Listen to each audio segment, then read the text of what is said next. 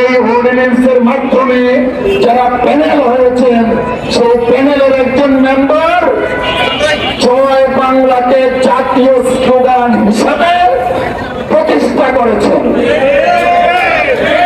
ওনার স্ত্রী আবার ভাইবা দিচ্ছেন ওনার কাছে। আইনজীবী বন্ধুরা একটু খেয়াল করুন, তিনি জয় বাংলাকে জাতীয় স্লোগান বানিয়েছেন, আবার তার ভাইবা বলে তার স্ত্রী যিনি আওয়ামী লীগের সময় পিএইচডি ছিলেন তিনি বিচারক হওয়ার জন্য ইন্টারভিউ দিচ্ছেন। বন্ধুরা আমার, এই জন্য কি আমাদের আইনজীবী সমাজ গ্রেফতার হয়েছিল, নির্যাতন ভোগ করেছিল, আত্মহত্যা দিয়েছিল। এই জন্য কি আমাদের হাজার হাজার ছাত্র জনতা আত্মহত্যা দিয়েছিল। এই জন্যই কি সারা বাংলাদেশের তামাল ছেলেরা হাসিনাকে ভারতে পাঠাতে বাধ্য করেছে।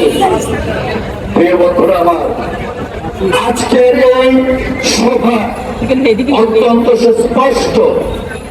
আমরা আইনজীবী জাতির বিবেক সোশ্যাল ডেভেলপমেন্ট সোসাইটি প্যানেল করা হয়েছে কারো ভাই, কারো বন্ধু, কারো চেম্বারের জুনিয়র, তাদেরকে বিচারক বানানোর জন্য। আমরা দৃঢ়ভাবে বিশ্বাস করি স্বাধীনতা উত্তর বাংলাদেশের যোগ্যতা দক্ষতায় অন্যতম প্রধান বিচারপতি হচ্ছেন আজকের প্রধান বিচারপতি। তাই আপনার প্রতি আমাদের সবিনয় অনুরোধ, আপনার মর্যাদাকে অক্ষুণ্ণ রাখার জন্য আজকে আইনজীবী সমাজ রাস্তায় নেমে এসেছে। আপনার চেয়ারের মর্যাদাকে সমুন্নত করার জন্য আমরা রাস্তায় এসেছি, সংবিধানকে সমুন্নত করার জন্য আমরা রাস্তায় এসেছি। আমরা দৃঢ়ভাবে বিশ্বাস করি এনাফ ইজ এনাফ। এই ধরনের নেপোটিজম যতটুকু হয়েছে দেশের মানুষ পছন্দ করছে না।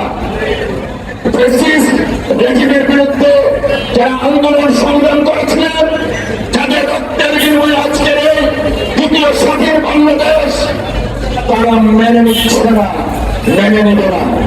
আপনার সদয় কামনা করে আমার বক্তব্য শেষ করছি। আল্লাহ হাফেজ। বাংলাদেশ জিন্দাবাদ।